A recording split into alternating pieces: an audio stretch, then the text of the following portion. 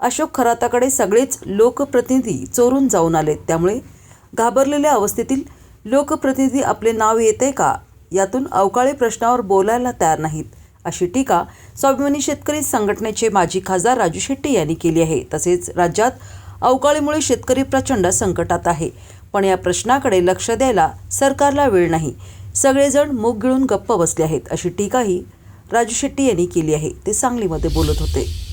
अवकाळी पावसामुळे द्राक्ष आणि बेदाण्याचं फार मोठ्या प्रमाणामध्ये नुकसान झालं आहे।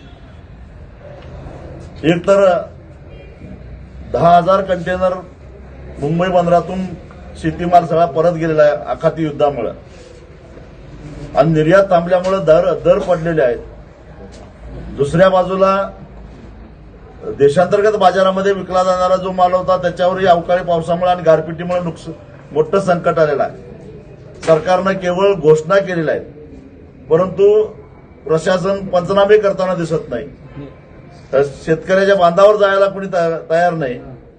केंद्रीय पथक अजून आलेलं नाही आहे। एवढा मोठा गारपीट होऊन सुद्धा अजूनही काहीच प्रशासन हालचाल करायला तयार नाही।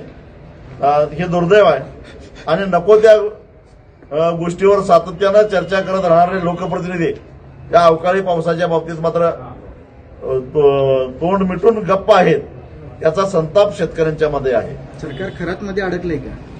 निश्चितच सगळेच भेदरलेले आहेत। मला वाटतं की कधी चोरून माकून प्रत्येक जण खराताकडे जाऊन आलेला आहे, त्यामुळे घाबरलेत माझं नाव कधी येईल ते, त्यामुळं कुणीच इतर विषयावर बोलायला तयार नाही।